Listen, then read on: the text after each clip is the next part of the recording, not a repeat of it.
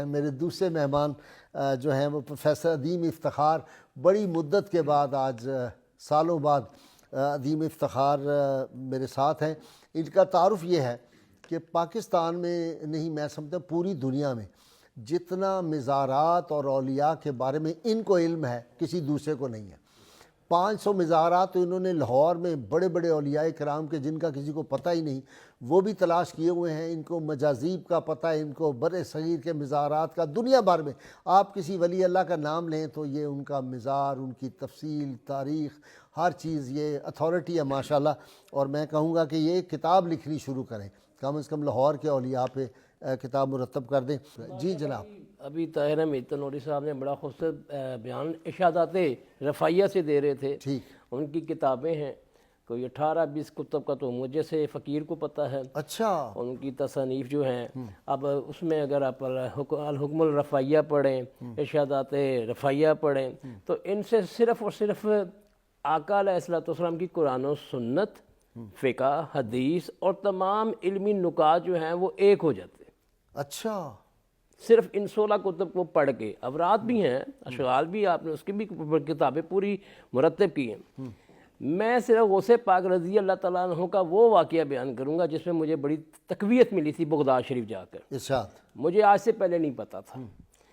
ایک غوث پاک رضی اللہ تعالیٰ عنہ کے مرید ہیں، ان کا نام ہے محمد الباریکی۔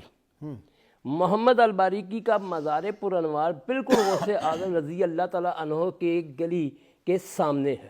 اچھا۔ یعنی پیدل جا سکتا ہے بندہ، ٹھیک۔ چند فاصلے۔ میں نے پڑھ کے نہیں گیا، وہاں جا کے پتہ لگا، پھر میں اسپیشل جا کر دیکھا، وہیں سید احمد کبیر رفاعی کے والد محترم کا مزار بھی ہے۔ واہ، اچھا۔ ادھر بھی حاضری دی۔ وہ جو دو بڑی سڑکیں ہیں، جی، دو بڑی مزار کے سڑکیں باہر، ہیں، کرفیو لگا ہوا تھا، آپ کو پتہ ہے ابھی پچھلے دنوں میں وہاں پہ۔ تو وہاں پر جا کر ان دو مزارات کی جب زیارت کی تو الباریکی کے بارے میں، وہ مسجد ہے، اس مسجد کا نام بھی مسجد الباریکی ہے۔ ٹھیک۔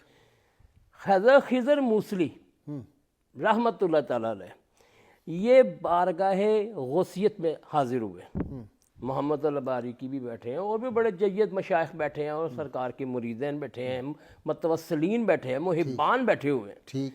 حضرت خضر موصلی نے بڑی خوشی سے غوث پاک کی زیارت کی، محمد الباریکی بھی دیکھ رہے ہیں۔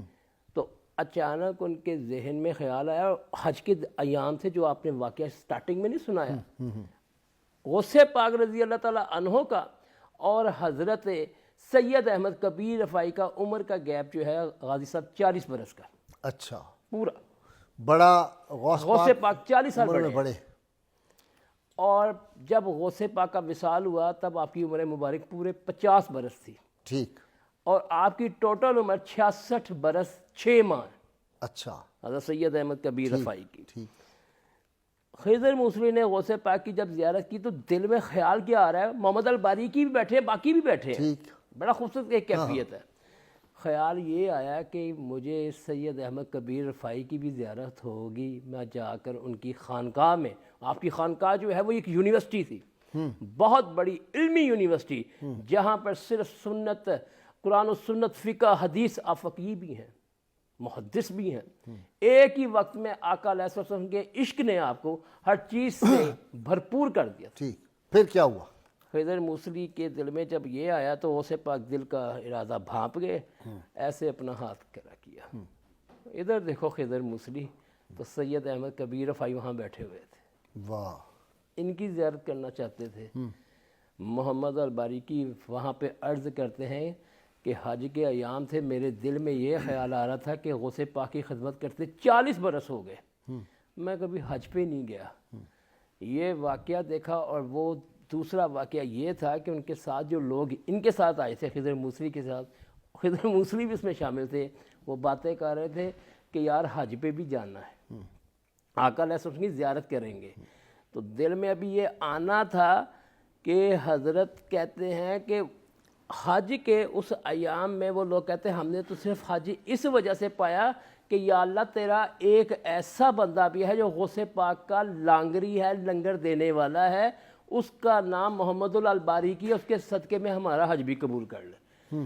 تو محمد الباریکی کہتے ہیں یہ سننا تھا تو میری کیفیت جو تھی وہ بدل گئی اور میں نے ارادہ کیا میرا حج و عمرہ غوث اعظم ہے۔ خضر موصلی یہاں سے جب آپ کا وصال ہو گیا تو دل میں آیا پھر دوبارہ جانا چاہیے بارگاہ سید احمد کبیر رفاعی میں، تو باروب شخصیت کے مالک تھے، بڑے خوبصورت بڑی وجیح شخصیت تھے۔ جب وہاں پر دوبارہ گئے تو حضرت سید احمد کبیر رفاعی کہنے لگے، فرمانے لگے خضر موصلی کیا اتنا کافی نہیں تھا جو غوث پاک نے تمہیں میرے پہلے ہی وہاں پہ دیدار کروا دیا تھا، تو تم دوبارہ مجھے دیکھنے کے لیے آ گئے۔ اور محمد الباریکی فرماتے ہیں کہ بس وہ دن تھے، باقی واقعہ آپ نے سنا دیا اسٹارٹنگ میں کہ حج میں کیا واقعات ہوا سارا کا سارا، آپ کا علیہ السلام کے ساتھ تمام معاملات آ چکے ہیں۔ تو یہ جو آپ کے 4 خلفاء تھے حضرت سید احمد کبیر رفاعی کے، ان کے بارے میں لوگوں کی اتنی معلومات نہیں ہیں۔ اس کو سلسلے کو جو ہے بدایوں میں جو ہے جھنڈے والی سرکار کے نام سے بہت چلایا جا رہا ہے، بہت بڑے بزرگ ہے جھنڈے والی سرکار۔ پاکستان میں لاہور کے اندر جناب اس وقت آپ کا سلسلہ بہت اعلیٰ اور بڑے درجے پہ کام کر رہا ہے۔ وہ کون ہے؟ یہاں پر جو بیٹھے ہوئے ہیں ان کا نام ہے سید شہاب رفاعی، یہ جو موجود ہے، حیات ہے؟ جی حیات ہے۔ کس جگہ ہے؟ یہ جناب آپ جاتے ہیں جب لکشمی چوک کراس کرتے ہیں تو لکشمی چوک کراس کرنے کے بعد غازی صاحب بلکہ سوری مسجد شبھر ہے، مسجد شبھر کے سامنے ایک بیٹھک بنی ہوئی ہے رفاعی، شبار تو ادھر ہے پارٹی میں، لوہاری میں، لوہاری اسی مطلب گرد و نما وہی بنتا ہے۔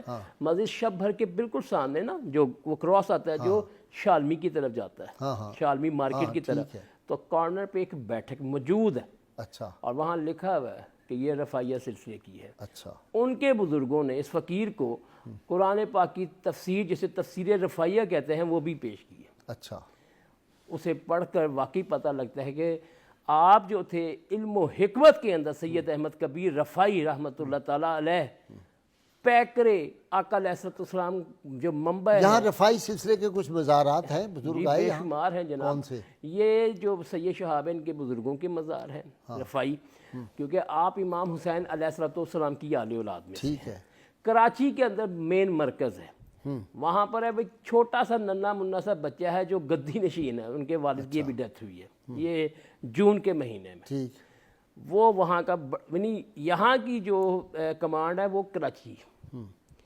تو ان سب کی قبور میانی صاحب کے اندر بھی ہیں۔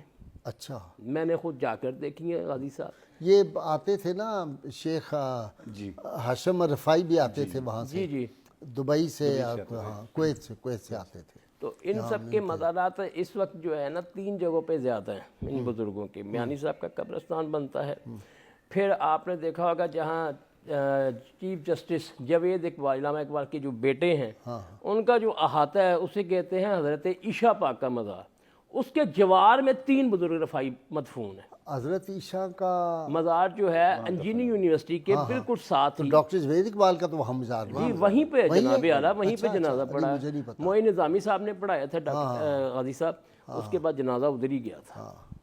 وہیں پر آپ کے تمام باقی جو ہیں عزیز و اقربا ان کی بھی قبور ہیں۔ اچھا، تو یہاں سے میں نے دیکھا کہ آپ جو تھے کتوں پہ بڑے پیار فرماتے ہیں، کتوں پہ ایک خارج شدہ کتا تھا، ہم تو دیکھتے ہیں کہ اگر خارج شدہ کتا ہے تو اس کو بھگانے کی کوشش کرتے ہیں، یہ ہماری اپنی نیچر میں شامل ہے۔